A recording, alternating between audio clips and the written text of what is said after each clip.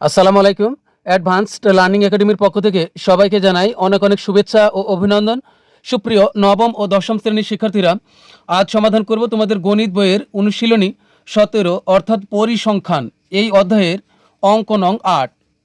এটা দেওয়া আছে তোমাদের 2026 সালের গণিত বইয়ের পৃষ্ঠা 343। 8 নং প্রশ্নে দেখো একটি চিত্র দেওয়া আছে। এই চিত্র থেকে আমাদেরকে 3টি অঙ্ক সমাধান করতে হবে। ক নং প্রশ্নে বলছে উপরের চিত্রে অর্থাৎ এই চিত্রে উপরের চিত্রে প্রথম শ্রেণীটির শ্রেণী মধ্যমান ও শেষ শ্রেণীটির গণসংখ্যা কত। তো চলো শুরুতে আমরা ক নং অঙ্কটি সমাধান করি। আমরা ক নং অঙ্কটি সমাধান করার জন্য চিত্রটি আমরা লক্ষ্য করি।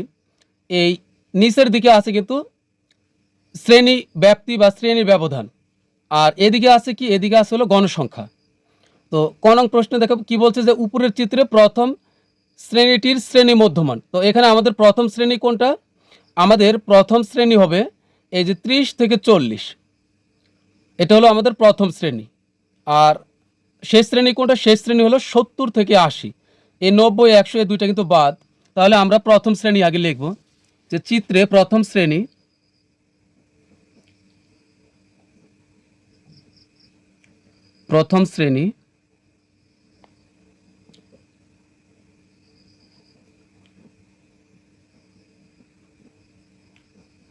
সমান 30 থেকে 40, অর্থাৎ 30 থেকে হলো 40।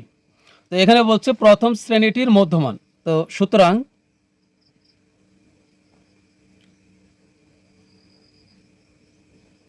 প্রথম শ্রেণীটির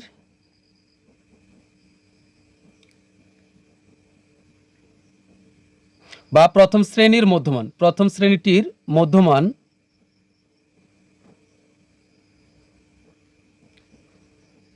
আমরা কিভাবে বের করব এটা আমরা জানি, যে এখানে 30 আর 40 যোগ করব। তাহলে এখানে হবে 30 আর হবে 40 যোগ, আর একে ভাগ করতে হবে 2 দ্বারা।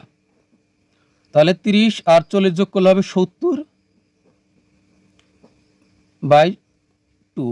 তো এখানে 70কে 2 দ্বারা ভাগ করলে হবে 35। তাহলে এটা হবে আমাদের প্রথম শ্রেণীর মধ্যমান। তো এটা কিন্তু আমাদের একটি উত্তর হলো। এরপরে বলছে শেষ শ্রেণীটির গণসংখ্যা কত। তাহলে শেষ শ্রেণী কোনটা? এই 70 থেকে 80, এটা হলো আমাদের শেষ শ্রেণী। তো লিখবো আবার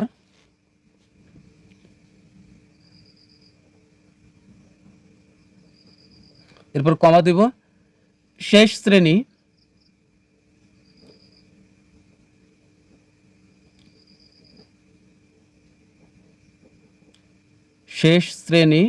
সমান হলো 70 থেকে 80, অর্থাৎ 70 থেকে 80। তো এবং এর বলছে গণসংখ্যা কত। তো এখানে গণসংখ্যা কোনগুলো? তো এই যে কালো বৃত্ত ভরাট করা আছে এগুলো কিন্তু গণসংখ্যা। তো এই যে আমাদের শেষ শ্রেণীর গণসংখ্যা হবে এই যে এটা। গণসংখ্যা কত? এই বরাবর যদি আমরা যাই বাম দিকে, তাহলে হবে এটা কার সোজা আছে? 2 এর সোজা। গণসংখ্যা 2 বরাবর আছে, অর্থাৎ শেষ শ্রেণীর গণসংখ্যা হলো 2। তো এবং শেষ শ্রেণীর গণসংখ্যা 2।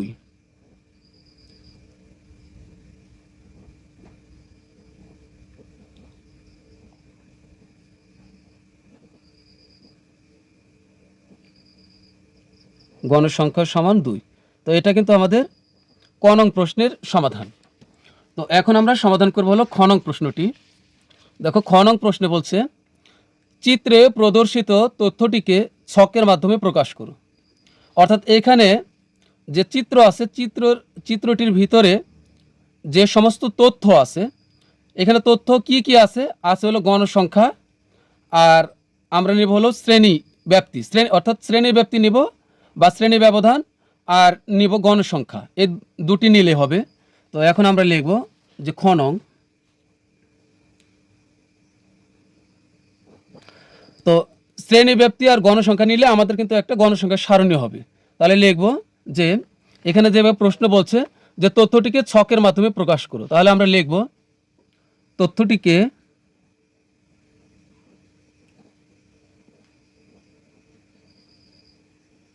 ছকের মাধ্যমে প্রকাশ করা হলো।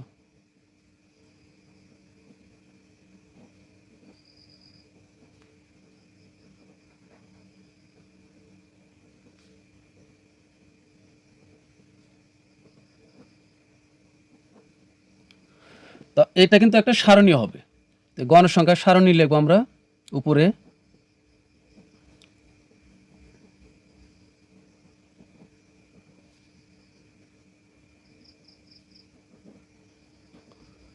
তো এখানে লাগবে কি শ্রেণী ব্যাপ্তি বা শ্রেণী ব্যবধান।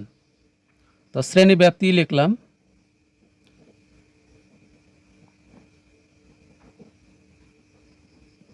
শ্রেণী ব্যাপ্তি আর লাগবে গণসংখ্যা।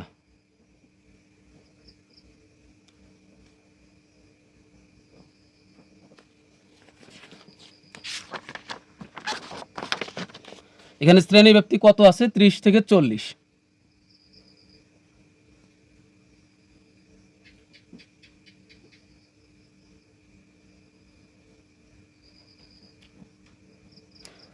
ত্রিশ থেকে 40, এরপরে আবার নেব 40 থেকে 50। এরপরে 50 শেষ, আবার 50 থেকে নেব। তো 50 থেকে হবে 60, আবার 60 থেকে শুরু, 60 থেকে হবে 70, এরপর আবার 70 থেকেই শুরু করব। এটা কিন্তু অবিচ্ছিন্ন শ্রেণীব্যাপ্তি। 70 থেকে হবে 80। তো এখন গণসংখ্যা দেখো, এখানে এই যে 30 থেকে 40 এই বরাবর উপরে কালো যে বৃত্ত ভরাট করা আছে, এখানে গণসংখ্যা কত আছে? গণসংখ্যা হলো 3। এই যে এটা কার সোজা আছে? গণসংখ্যা 3 এর সোজা আছে, তাহলে এটা 3। 30 থেকে 40 হবে 3। এরপর এখানে দেখো এই 40 থেকে 50 এখানে আছে হলো কত? 6। এরপরে 30 থেকে 40 গেল, 30 থেকে 40, 40 থেকে 50 গেল। এরপরে 50 থেকে 60 এই বরাবর উপরে আছে হচ্ছে 11। তো এখানে হবে 11। 11 হলো কত? 40 থেকে 50 হলো 6, আর 50 থেকে 60 হলো 11। এরপর 60 থেকে 70 হবে 8, আর সর্বশেষ হবে 2। তাহলে এখানে হবে 60 থেকে 70 হবে 8, আর সর্বশেষ হলো 2। তো এই সবগুলো আমরা যোগ করব। যোগ করে দিলে এখানে হবে মোট। আমরা কিন্তু গণসংখ্যাকে n দ্বারা প্রকাশ করি, তাহলে এখানে হবে কত? এখানে হবে 30। তো এটাই কিন্তু আমাদের খ নং প্রশ্নের সমাধান। তো এখন আমরা সমাধান করব হলো গ নং প্রশ্নটি। তো গ নং প্রশ্নে দেখো কি দেওয়া আছে, উপরের প্রাপ্ত ছক থেকে, এই যে আমরা প্রাপ্ত ছক পেলাম, এই যে এটা কিন্তু ছক পেলাম, উপরের প্রাপ্ত ছক থেকে নিবেশনটির মধ্যক নির্ণয় করো। তো এখন আমরা মধ্যক নির্ণয় করব। তো আমরা এখন মধ্যক নির্ণয় করব গ নং প্রশ্নে। তো মধ্যক নির্ণয়ের উপাদান হলো 3টি: শ্রেণীব্যাপ্তি, গণসংখ্যা আর ক্রমযোজিত গণসংখ্যা। তো শ্রেণীব্যাপ্তি আমরা খ নং প্রশ্নে যা পেয়েছিলাম তা আমরা বসাবো। যে শ্রেণীব্যাপ্তি 30 থেকে 40, তারপরে হবে 40 থেকে হবে 50, এরপর 50 থেকে হবে 60, তারপর হলো 60 থেকে 70, আর 70 থেকে 80। গণসংখ্যা ছিল এখানে 3, 6, 11, 8 আর হলো 2। এখন আমরা ক্রমযোজিত গণসংখ্যা বের করব। ক্রমযোজিত গণসংখ্যা কিভাবে বের করব? এখানে প্রথমে যা থাকবে তাই, 3 এর 3ই। এবার এই 3 এর সাথে 6 যোগ করে আমরা এইভাবে লিখব, অর্থাৎ এইভাবে গিয়ে এইভাবে 3 আর 6 যোগ করলে হবে 9, 9 আর 11 হবে 20, 20 আর 8 হবে 28, 28 আর 2 যোগ করলে হবে 30। তো এখানে আমরা একটু লিখব যে এখানে মোট গণসংখ্যা, তো গণসংখ্যাকে আমরা প্রকাশ করি n দ্বারা, তাহলে মোট n সমান হবে 30। তো এটা কিন্তু আমাদের ক্রমযোজিত গণসংখ্যার সারণী তৈরি হয়ে গেল। তো এখন আমরা মধ্যক নির্ণয় করব। তো এখন এখানে আমরা লিখব যে এখানে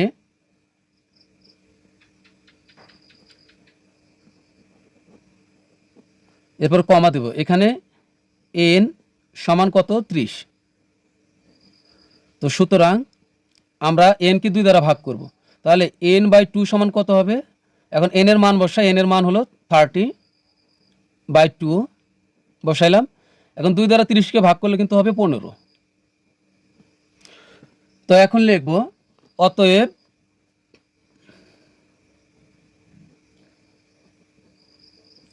মধ্যক 15তম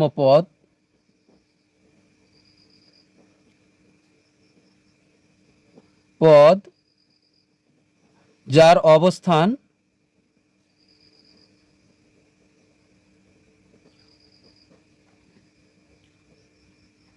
এখন এই 15তম পদ এটা কোথায় অবস্থান করতেছে? দেখো এই 15 আমরা এটা কোথায় খুঁজে বের করব? এটা খুঁজে বের করব হলো ক্রমযোজিত গণসংখ্যার ঘরে যাব আমরা। মনে রাখবো মধ্যক নির্ণয় করার জন্য আমরা n কে 2 দ্বারা ভাগ করার পর যা পাবো এটা আমরা খুঁজে বের করব ক্রমযোজিত গণসংখ্যার ঘরে। আমরা কত পেলাম? 15। এই 15 এখন 3-এর ভিতরে 15 আছে? নাই। 9-এর ভিতরে 15 নাই। আছে কোথায়? এই 20-এর ভিতরে কিন্তু 15 আছে। তো এটা আমি পেন্সিল দিয়ে মার্ক করলাম এখানে। এই 20-এর ভিতরেই কিন্তু 15 আছে। তাহলে এই আমাদের মধ্যক অবস্থান করতেছে এই শ্রেণীতে 50 থেকে 60, এই শ্রেণীতে কিন্তু আমাদের মধ্যকটা অবস্থান করতেছে। তো এখানে অতএব মধ্যক 15তম পদ যার অবস্থান 50 থেকে 60 শ্রেণীতে, 50 থেকে 60 শ্রেণীতে। অতএব মধ্যক 15তম পদ যার অবস্থান 50 থেকে 60 শ্রেণীতে। সুতরাং মধ্যক শ্রেণী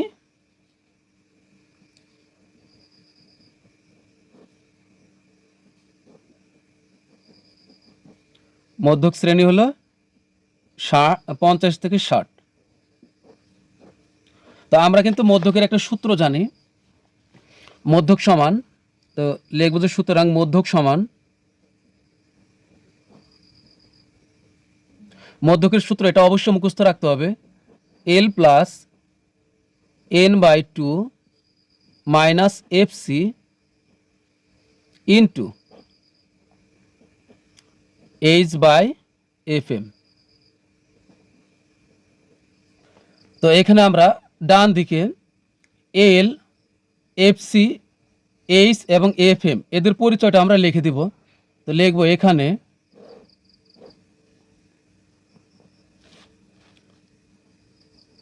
এখানে L সমান কত হবে? L এর মান হবে, দেখো আমরা ক্রমযোজিত গণসংখ্যার ঘরে যাব, যেই ঘরে এই 15 অবস্থান করতেছে। 15 আছে কোথায়? 20-এর ভিতরে 15, এটা কিন্তু আমরা চিহ্নিত করেছি।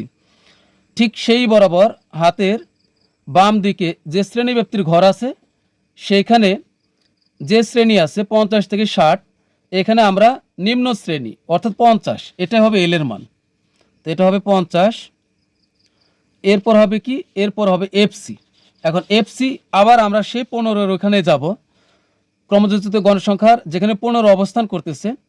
আমরা ক্রমযোজিত গণসংখ্যার যে ঘরে 15 অবস্থান করতেছে ঠিক তার পূর্বের বা আগের যে ক্রমযোজিত গণসংখ্যা আছে তার মান হবে এফসি। তাহলে এখানে হবে এফসি, এফসি সমান হবে কত? 9। এই যে এফসির মান হবে 9। এরপরে নিব হলো এফএম। এফএম এর মান কত হবে? দেখো এই এফটা কিন্তু স্মল লেটারে দিব আমরা। এফএম 15 যেখানে অবস্থান করতেছে ক্রমযোজিত গণসংখ্যার, এই 15-র বাম দিকে যে গণসংখ্যা আছে আমরা সেই গণসংখ্যা নেব এবার, এই 11। এটা হলো এফএম এর মান। তো আমি আবার বলে দিব তোমাদেরকে। আর সর্বশেষ হলো এইচ।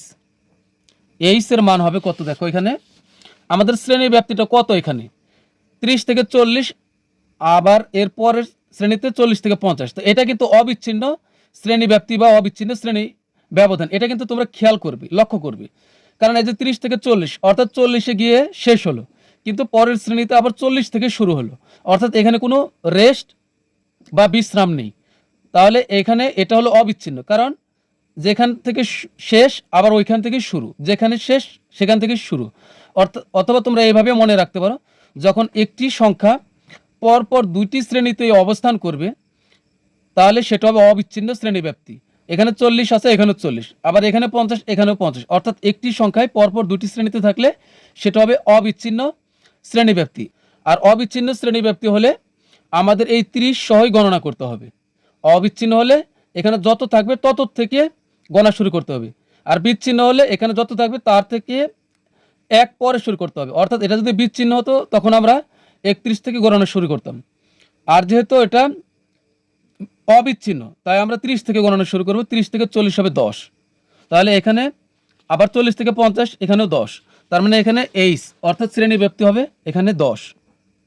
তো এখন আমরা মানগুলো বসিয়ে দিই এখানে। তো এল এর মান হবে, এখানে এল এর মান হবে 50 প্লাস n/2 এর মান, এই যে আমরা এখানে পেয়েছিলাম n/2 এর মান হলো 15। এই যে n/2 এর মান হলো 15, তো এখানে 15 মাইনাসের মাইনাস এফসির মান হলো 9, এটা আমরা ব্র্যাকেটেই রাখবো। আর ইনটু এখানে এইচ এর মান হবে 10, এখানে এইচ এর মান হলো 10 আর এফ এম এর মান হলো 11। তো এখন এখানে 50-এর 50 যোগ 15 থেকে 9 বিয়োগ করলে হবে 6, এই গুণের গুণ এখন 10 আর নিচে হলো 11। তো এখানে আগে আমরা গুণের কাজ করব, এখানে যদি যোগের কাজ করি তাহলে কিন্তু ভুল হবে। তো 50 আর 6 6 আর 10 দুটি কিন্তু উপরে, তো 6-এর সাথে 10 গুণ করলে হবে 60 আর নিচে হবে 11। এখন আগে আমরা কাজ করব, ভাগের কাজ করব। তো 50-এর 85 হবে যোগ 60কে আমরা 11 দ্বারা ভাগ করব। এখানে হলো 60 ভাগ হবে 11। তাহলে দেখো এই যে 5.4545 অনেকগুলো আসতেছে, তা আমরা দশমিকের পরে শুধু এই যে 5.4545 আছে, তা আমরা দশমিকের পরে 4 ঘর নিব। তাহলে 5.4545 চারটি নিলাম আমরা। তো এখন এটা আমরা যোগ করে দিব, যোগ করে দিলে এখানে আমরা যোগ করব 50 আর 5 যোগ করলে হবে 55, আর দশমিকের পরে যা আছে তাই 4545। তো তোমরা তাহলে শুধু 45 লিখলেও হবে। তাহলে এটাই কিন্তু আমাদের মধ্যক। তো লিখবো যে সুতরাং নির্ণয় মধ্যক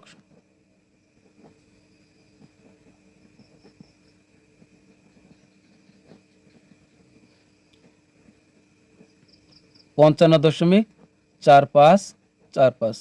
তো এটাই কিন্তু আমাদের উত্তর। তো আজকের মতো আমাদের ক্লাস এখানে শেষ। পরবর্তী ক্লাসে আমরা 9 নং অঙ্কটি সমাধান করব। তো সবাই ভালো থাকবে, সুস্থ থাকবে। আল্লাহ হাফিজ।